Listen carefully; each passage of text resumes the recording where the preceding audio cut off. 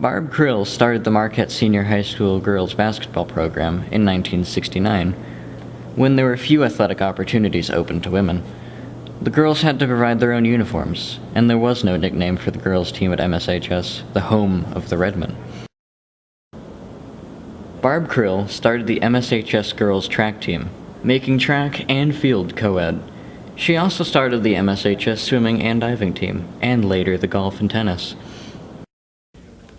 For Coach Crill, the importance of being an educator and a coach was the same as in life.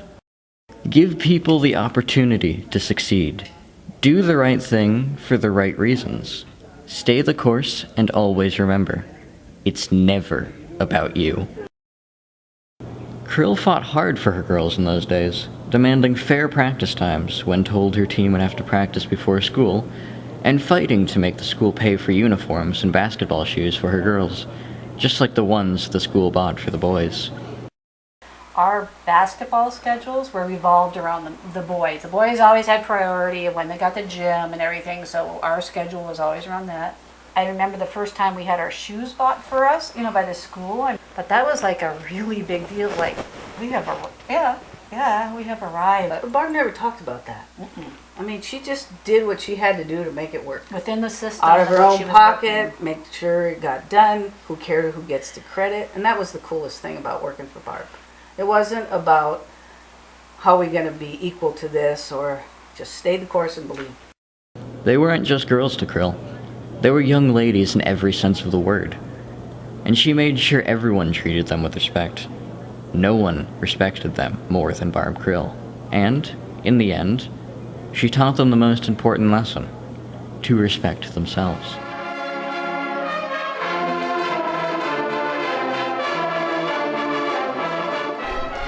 When Karen Myers entered Krill's high school gym class in 1968, she could not read. Crill arranged for Myers to take classes 2 evenings a week with Mr. Randell, and refused to let Myers participate in any sport until she went to those extra classes. After 3 years of extra work with Mr. Randell, Myers went on to study education at Northern Michigan University. She received her master's degree and taught and coached at the high school level for 25 years. But she cared. Yeah. And it wasn't anything to do with your talent. It had nothing to do with your talent or your work ethic. It's just she really cared about you as a person. I know that from experience because I kind of got caught doing some things I shouldn't have. And I kind of thought I was pretty good. She said, don't bother to come to practice because you're not on the team anymore. And I'm thinking, whatever. Yeah, I went a long time without a uniform.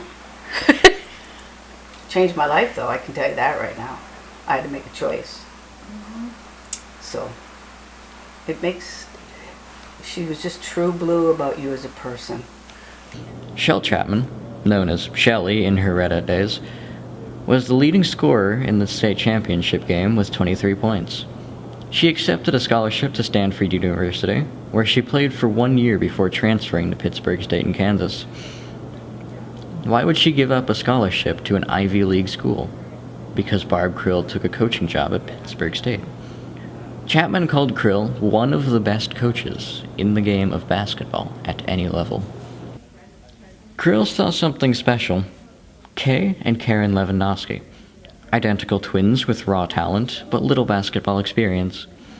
When Crill suggested the twins attend Michigan Tech's summer basketball camp before the season, they explained their family couldn't afford it. So Crill promised the twins they'd be able to afford it after she hired them as lifeguards for the summer at the MSHS pool. There was just one problem. They couldn't swim.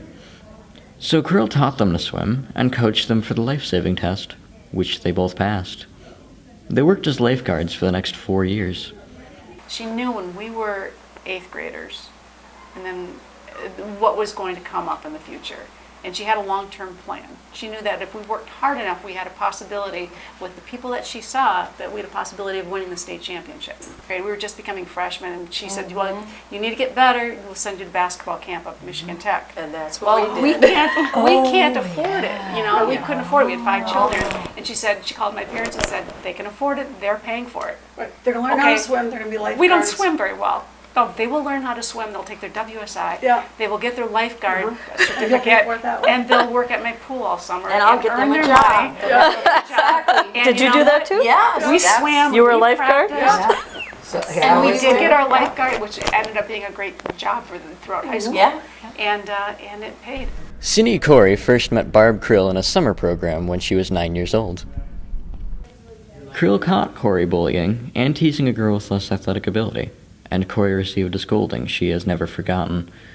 Later that summer, Crill put Corey onto the track to run against the boys, which was a bold move back in the 1960s, and made Corey run.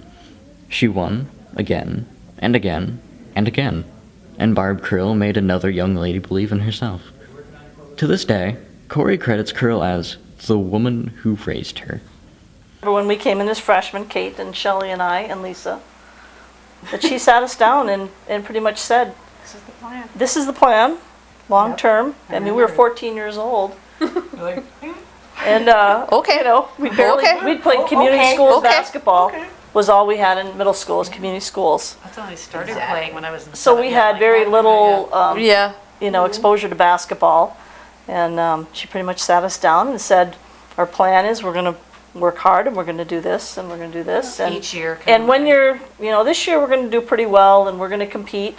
And then next year we might go pretty far in the state championship. We might even win.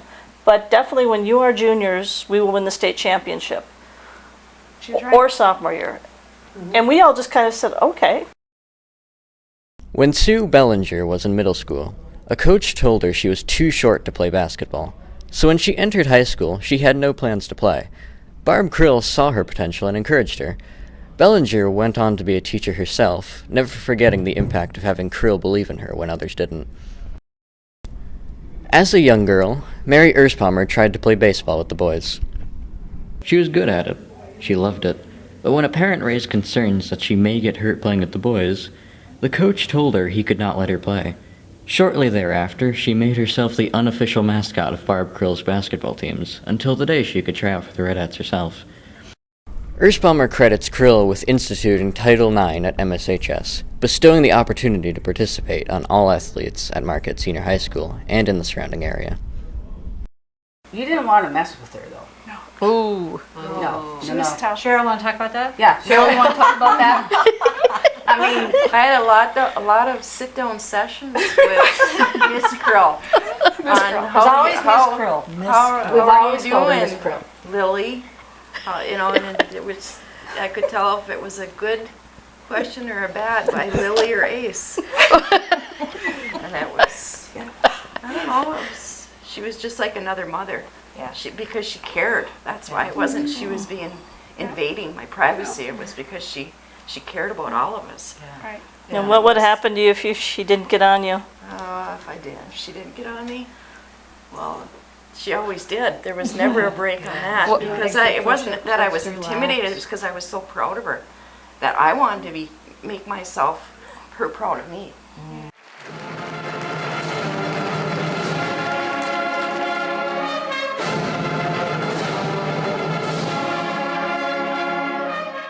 In 1974, Grand Rapids Christian ended the Redettes season in the regional final.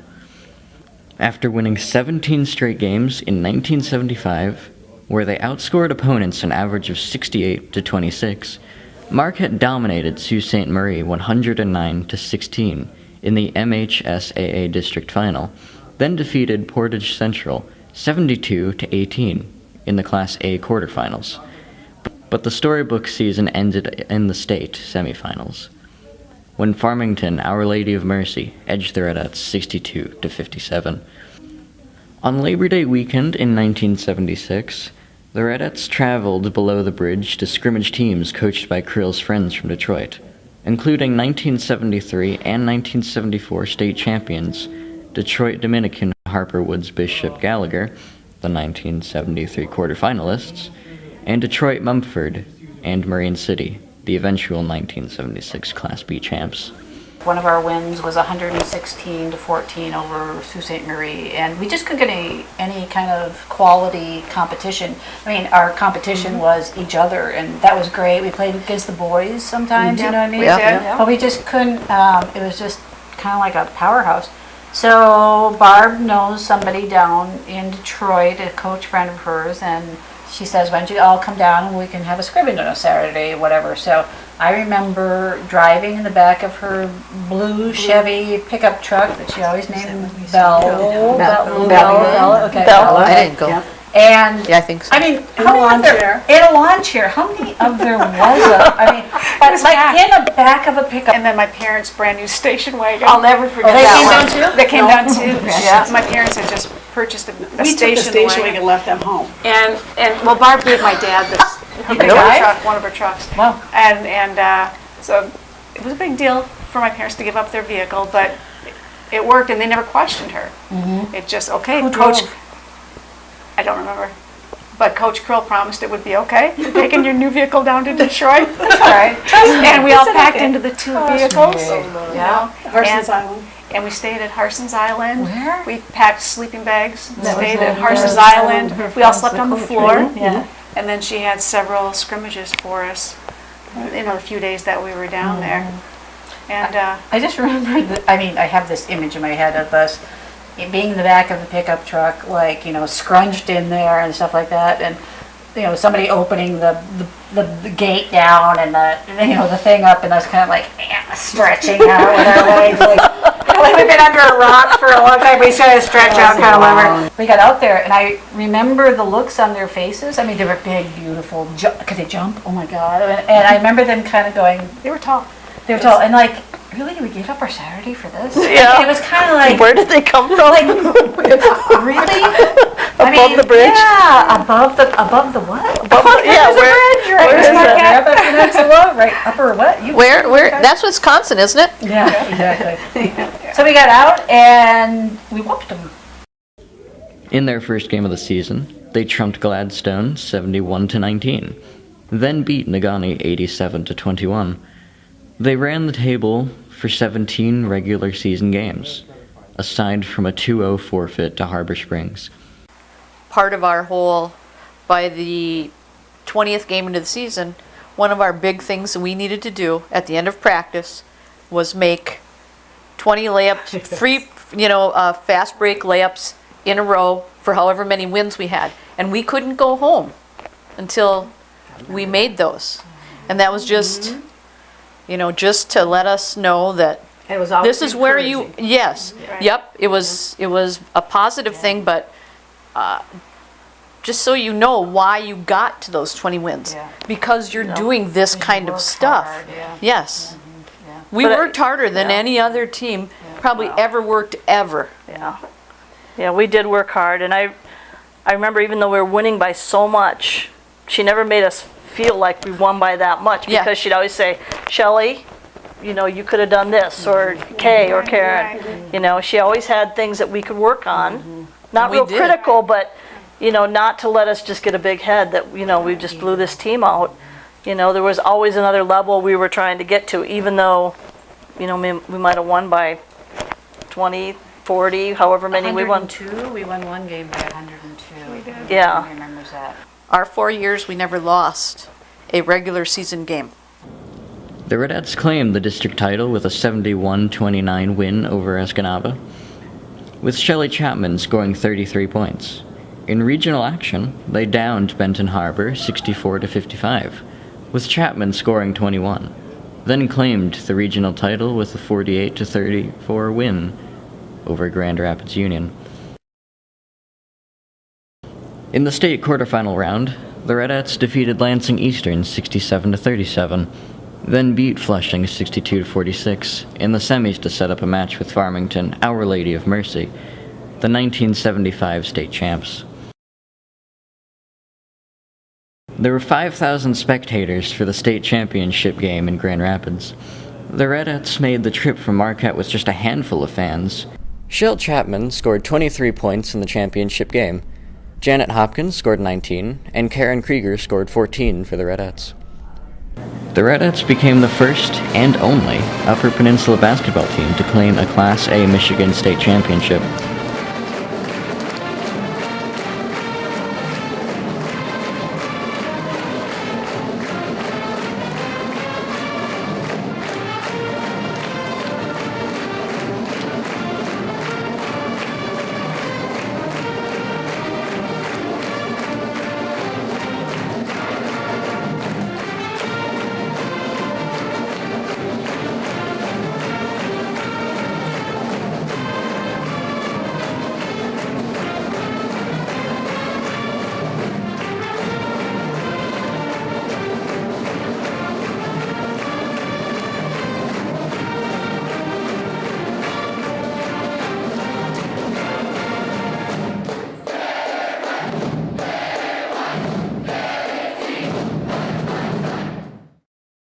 Chapman went on to Stanford, then Pittsburgh State.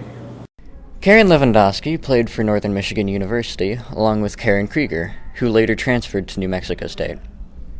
Hopkins went on to play for UCLA, where she earned 4 varsity letters with the Bruins, winning the AIAW National Championship in 1978 under legendary coach Ann Myers. In 2001, Krill and the 1976 Shredettes were named Legends of the Game by the Michigan High School Athletic Association at halftime of the 2001 Class A Girls Championship game in Mount Pleasant. It's about what we learned. I mean, I live it every day.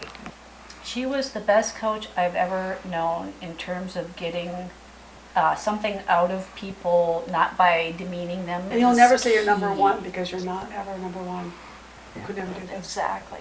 I remember that. And the first string's only as good as the second and third string Yeah, makes. all the time you heard her say And that. the moment you thought you were too good, Yes. you weren't. Yeah. If you think you're the greatest, you'll never improve yourself. Oh, yeah. If You you gotta- didn't think she was looking out what's going on with you, you were wrong. Yeah. Yeah. She knew where you were and what you were doing. She was direct, and some people didn't like that she was direct, and called her the B word. But she got things done, and she didn't worry about what anybody said. She just she just did what was right, the next right thing. She didn't step on anybody. She didn't squash anybody. But she just these are my girls, these are my ladies, and this is what we're doing. And it was just all part of a bigger plan. She would be so proud of everybody sitting here, and even the ones that aren't. Because most of them really, they've done things to make a difference. I mean, that's what it's all about. That's what Barb was about, making a difference. And so humble.